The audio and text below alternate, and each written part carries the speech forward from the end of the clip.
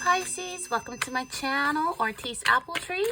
Today we're asking Spirit for your person's true emotions. Yes, we want to know how your person feels about you. Spirit, shows what we need to see for the water mutable sign Pisces. Their true emotions, their person's true emotions. What are Pisces person's true emotions? Okay, we had this fall on the table. Okay, we have phony, trickster, illusions, fairy tale. Ooh, look at that. Pisces person's true emotion. Pisces person's... Okay, let's stop right here. Oh my goodness. Oh, okay, we have love spell and funeral. And I happened to glance at the bottom of the deck, y'all. I'm so nosy. And it's ashamed, guilt, embarrassment, and the wrong. And it's in reverse. So they don't even feel like they're in the wrong. Okay.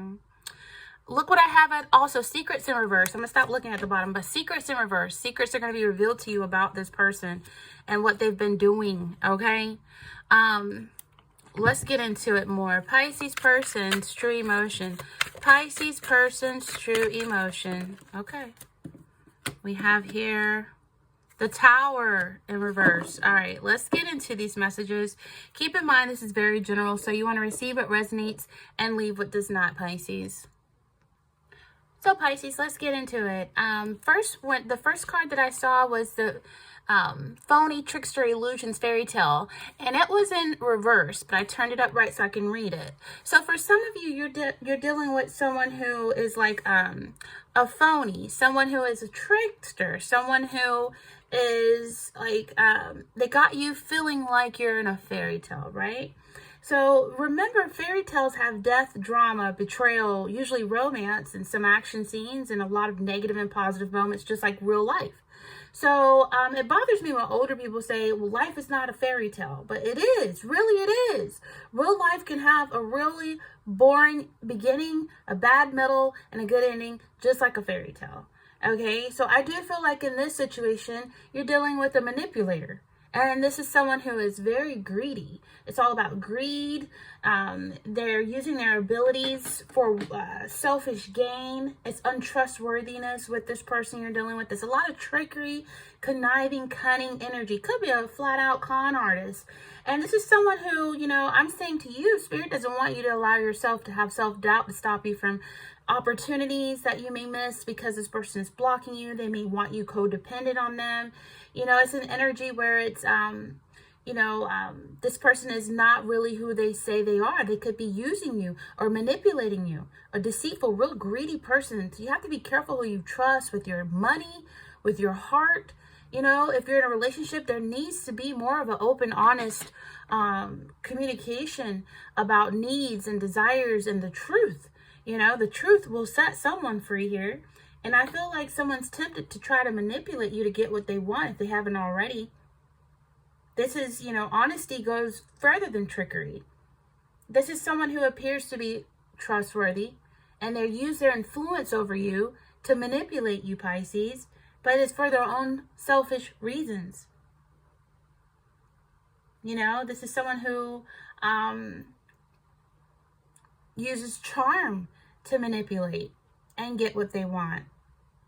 So I feel like they have also tried to avoid a tower, an ending, by doing love spells. By doing love spells on you. You have the Tower here, but it's in reverse. So someone is trying to avoid the inevitable of an ending, right? The Tower reverse is someone who is resisting change. This is someone who wants to avoid tragedy. They want to avoid loss. They want to delay the inevitable. And it's someone who really needs to learn from the experience of it all in order to prevent lessons like this from coming back around again. They cannot manipulate people and keep it moving as if karma doesn't exist. So for some of you, you're with someone who is going through life without experiencing, they feel like they would like to go through life without experiencing hardships. They would like to be able to manipulate the socks off of whoever for selfish gain and not have any consequences of their actions. This is someone who's running from a big change because of fear of what it will bring, which is truth, which is exposure. You know, I feel like confrontation sometimes often leads people to new beginnings. This is a Tower energy. It's a warning that this person may try to rebuild something off of a false foundation. They're not telling you the truth of everything. For some of you, this could be a connection that you know and they know is as good as over, but they're avoiding actually ending it for fear of the pain it will bring. Someone doesn't want to live by themselves. Someone doesn't want to be alone. They need that validation. Someone wants to put paper over the cracks, but it's like putting a Band-Aid on a gunshot wound. So someone's needing to face facts and understand that as long as they're holding on to something that is broken, it's preventing them from moving on to something better.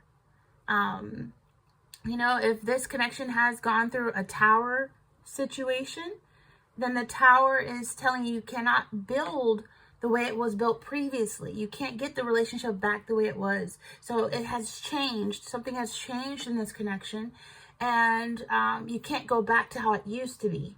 Like someone thought it was like a fairy tale. You can't go back. Once the truth is exposed, you can't go back to being delusional or denial of the truth. Once the truth is exposed, once the illusion has worn off, the love spell has worn off and backfired, you can't go back. You got to decide if this is a new version of the relationship. Is it something you want? You know? So there's an energy with the love spells here. This is really someone who could be a warlock. This is someone who could be a witch, or this could be someone who is just going to a practitioner and paying for this work to be done because they want to avoid you leaving them. They want to avoid an ending. They want to avoid failure.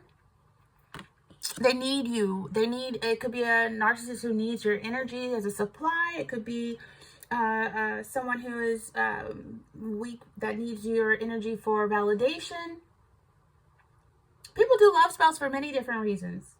You know, they want to get back together with an ex. If you are becoming detached from them, they want you back obsessed with them. You know, they want you to fall head over heels in love with them. They want you to stay with them no matter what they do. They want you to be obsessed with them, you know, and it's an energy where it's like, it could have stopped working. They could have had a love spell or an illusion over you. I mean, you know, some people have, you know, they make love, they have sex, and the lust could cast a spell on someone as if it's love and it's just lust. But I feel like this is a love spell that's not working. It stopped working. You know, they could have gone to a spellcaster that hired them, and the spell was like they were faking it, or there's an energy where the intentions were jacked up. A love spell that really works will only show its effects when someone's being truthful. You know, some people that cast love spells, you can cast love spells to find your true love. And the truth is that some people are only casting love spells out of spite, or they want to take revenge, or they just want to hold someone captive from leaving. And then so that intention is what can stop the spell from working. You know, this person may feel like you're the one for them. They want to put a love spell on you to make you stay forever, but the universe might disagree. So I feel like the universe is not going to give you someone you're not going to be able to grow with, especially if it's false growth on a foundation that's built on false belief, false hope.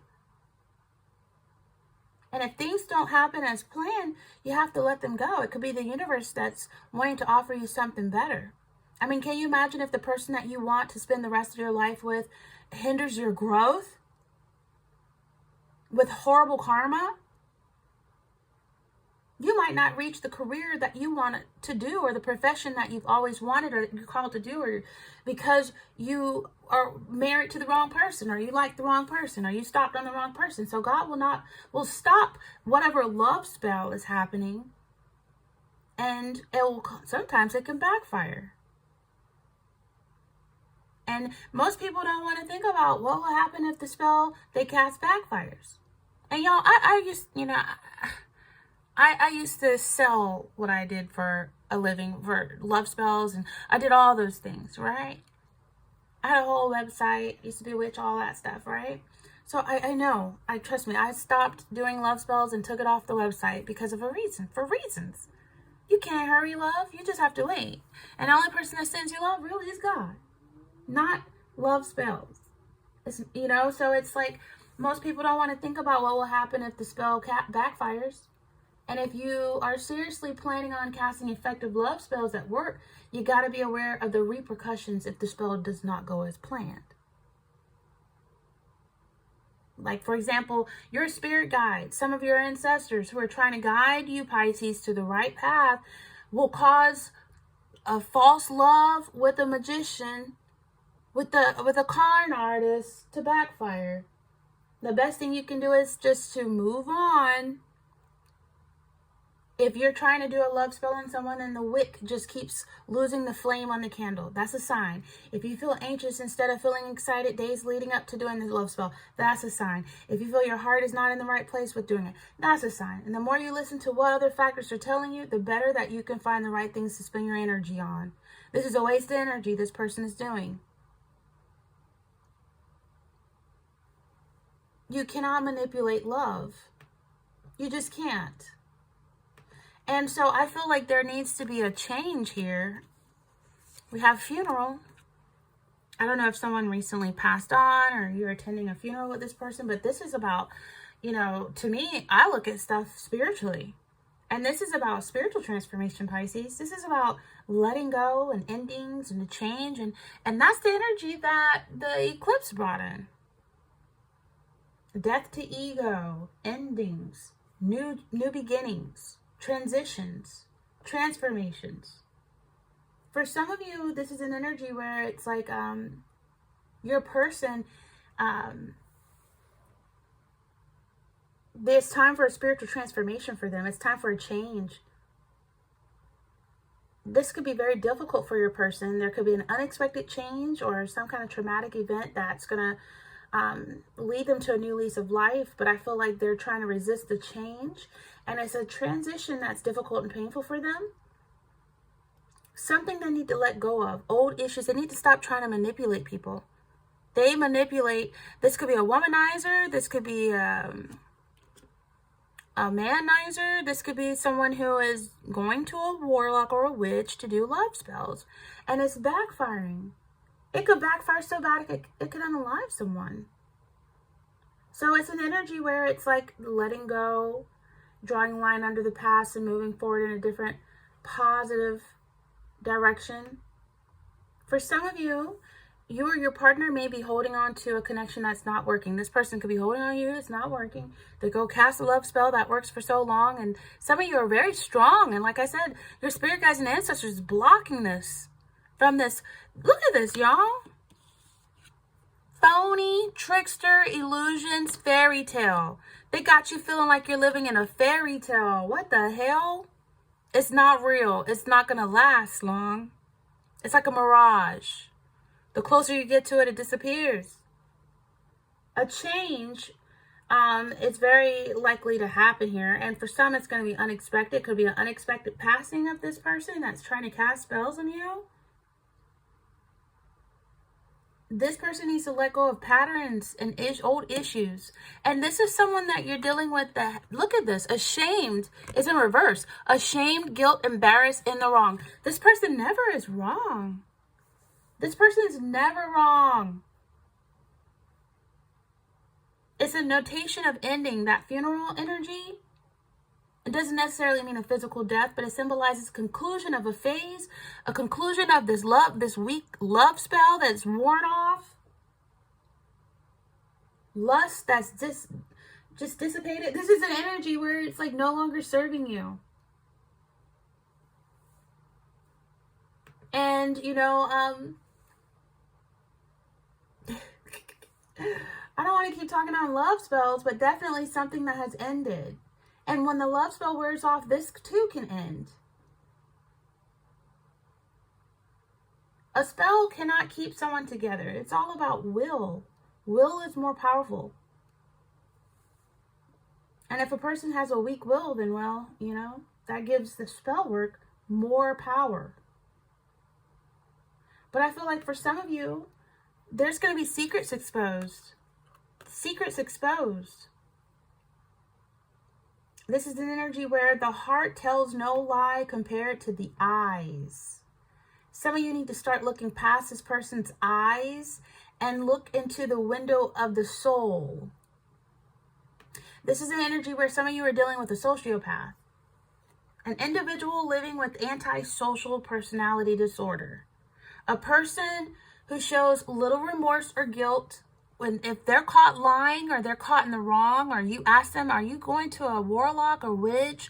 Are you going to, they probably are looking on your readings, getting readings about you, clicking on the other person's sign, listen to their readings. It's just an energy of stalking. A sociopath. They don't understand the difference between right and wrong. They may lie, cheat, manipulate, steal, and simply not care about the effects of the consequences. This is also someone who used gaslighting, love bombing, and other manipulation techniques to get you where they want you for selfish gain. And some of you may wonder, what's love bombing? It's an attempt to influence another person with over-the-top displays of attention and affection. They're love bombing you, gaslighting the heck out of you. I mean, this is someone who will go to the extreme, manipulating you into questioning your own perception of reality. Got you feeling like you're living in a freaking fairy tale. This is someone who, this kind of behavior is a form of emotional abuse, is experienced through any stage of a relationship, especially in the beginning. As seen in the early stages, you may have married this person right away. You know, that's how good at love bombing that they are. That's how good at disguising themselves. They could give you excessive flattery, over the top gift giving, needy. They could become very jealous hearted as well. They can go as far as hiring someone to put a love spell on you to really keep you blind.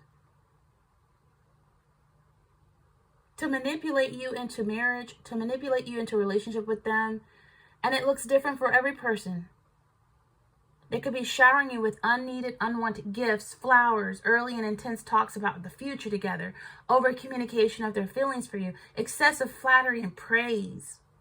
That's love bombing, gaslighting, sociopath.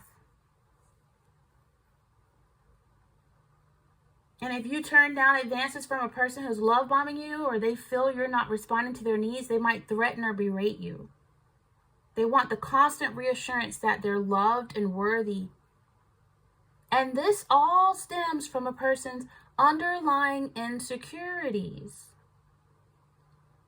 This person may have an inability to trust and dependence on other people. Codependency is also a technique that's used. This person could come from past abusive relationships where they were the abuser, and it's just a repeated love bombing cycle. Love bombing is a situation that is, the more you know about it, the more you can recognize it. This person may have lots of different relationships that failed, or they could be married more than 3 times. Love bombing the heck out of everybody who crosses their path, manipulating everyone. There's an idealization phase. Love bombing tends to occur in 3 phases, okay? And this is during the phase of idealization phase, they bombard you with excessive love and affection to draw you in and convince you to let your guards down. And at first it may seem too good to be true, or easy swept off your feet like a fairy tale, right? And then there's the devaluation phase. Once you've let your guard down and you get comfortable in a relationship, red flags start to appear. Hold on, y'all. Let me charge my phone. Red flags start to appear right when you start getting comfortable. Okay? And that's the devaluation phase. And your partner may try to have control over you in variety of ways. Very controlling, but they make you feel like it's, oh, love, they love me. No, they may become more demanding of your time and get upset when you make plans without them. They may also try to limit access to your friends and family and gaslight you into thinking nothing is wrong with their behavior. They may move you away from your family, from your town where people know your name. You know what I mean? This is an energy, in most severe cases, they may use fear and intimidation to get you to behave differently than you normally would, and even resort to physical violence. This could be a person that will put their hands on you. They have a lack of a balance of masculine, feminine, divine. So it's an energy where the third phase is the discard phase. When you confront them about their harmful behavior, their secrets that are going to be revealed, they have no shame to their game. When they're confronted about their harmful behavior or try to reset healthy boundaries, they may avoid accountability. They refuse to cooperate, they refuse to compromise, and they abandon the relationship, and they leave you feeling confused. They abandon the relationship, they bury you with the other bodies that they've love-bombed and manipulated and gaslighted, and you feel disoriented, like, what the heck just happened? You know what I'm saying? When it ends, you might have conflicting emotions, because while you've had this attachment or love for this person who love-bombed you, you might feel anger or sadness about how things went down. You might even try to come back and repeat the process, and you don't want to, because love bombing is different from a loving relationship. How do you know if your relationship is even real? If you've been love spelled, cast on you, manipulated, love bombed, gaslighted? Identify whether or not they bulldoze you over your healthy boundaries. Have open conversations about how you're feeling and what your boundaries are, and see how they respond. If you voice something that's made you uncomfortable that they did or said, and you take feedback in how their behavior is after you confront them about it. If they're combative, argumentative, or continue to disrespect your boundaries, those are red flags. Other tests that you can do is check in with family and friends, get a fresh perspective. Check in with yourself. Trust your gut feeling that if something feels wrong, it's wrong. Also, if it's a fairy tale and your head's up in the clouds, it's too good to be true, it's not true. That's a sign. Good relationships feel good. It feels good to be true. And that's an indication that there's something going on. If it's too good to be true. It's important that when those feelings surface, you tune into that instead of pushing it aside. Okay? They give you needless gifts.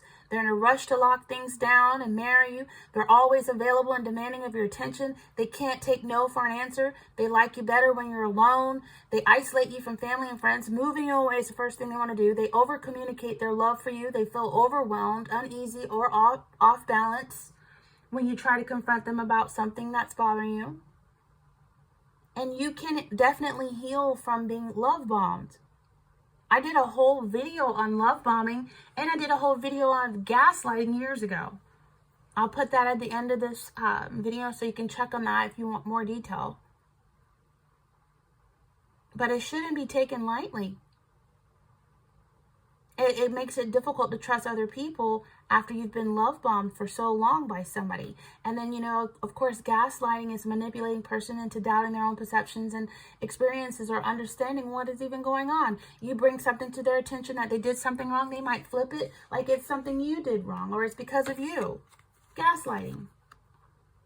So it's an energy where you're going to be able to release some fears dealing with this person, because there's going to be some unveiling of secrets, okay? The truth will set you free, Pisces. There's going to be an energy where there was deception or lies that's going to be unveiled. It could be an affair being exposed. It could be something dealing with money. It could be something dealing with credit. It could be something dealing with the past. But I feel like the truth of a relationship is going to come to the light. And if you've been deceiving yourself about the current state of the relationship or blinding yourself to certain things about the partner, I feel like you're going to definitely stop doing that and look more and tune in to what's really going on. This person could be blinding you with the love bombing, gaslighting techniques, but I feel like you're going to start to see your person's true character and the truth about your relationship. And you're going to regain your composure and your self-confidence after a period of uncertainty and stop ignoring signs. Some of you are dealing with a potential partner that is not suitable for you. This is a sociopath. Okay? This is a sociopath. So it's an energy where you definitely have to be very careful with who you trust, with your heart, with your... It's just an energy where it's like dealing with a sociopath. This person doesn't understand other people's feelings, and they often display a lack of empathy. And they're unable to connect truly on an emotional level. You know, they really need validation. A lot of validation. This is someone who has extreme deceitfulness. A person with antisocial personality disorder may constantly lie, cheat, and manipulate you and others. And then they pretend to be someone they're not, or deceive others for their own personal benefit or pleasure. And it's a consistent impulsive behavior. Like you could be impulsively moving, impulsively buying, impulsively getting married, impulsively doing things. Impulsive behaviors may have difficulty making and sticking to those plans. So it's like constantly needing to, it's just, it's really a nervous type of energy. Reckless energy. A disregard for safety even. It's called ASDP, a person living with antisocial disorder, antisocial personality disorder. Consistently get involved in risky behaviors that put safety or safety of others at risk. Consistent irresponsible behaviors. An individual living with ASDP may find it difficult to hold down a job or honor prior obligations. So they could be changing careers a lot. An individual needs to be diagnosed so they could be helped. There's medication. And they usually have to exhibit 3 or more of the ASDP criteria. You know, this person could be living with this antisocial personality disorder for years, since they was a teenager. And, you know, sometimes, you know, ASDP also stems from other symptoms of other diagnoses like schizophrenia or bipolar disorder episodes. So, yeah, it could be genetic. Certain genes are thought to play a role in some individuals being more at risk of developing disorders than others. Environmental factors, an unhealthy family dynamic. How did this person grow up? What is their childhood experience? Did they experience trauma or abuse growing up? That could contribute to an individual developing antisocial personality disorder as an adult. And sex studies, you know, it shows men are 3 to 5 times more likely to develop antisocial personality disorders than women.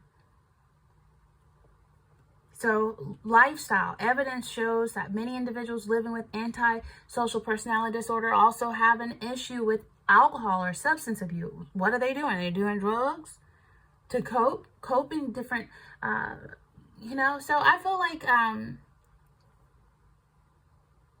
yeah, there's so many different, symptoms of that disorder. I feel like your person definitely has. Very deceitful, lying. This person could even steal.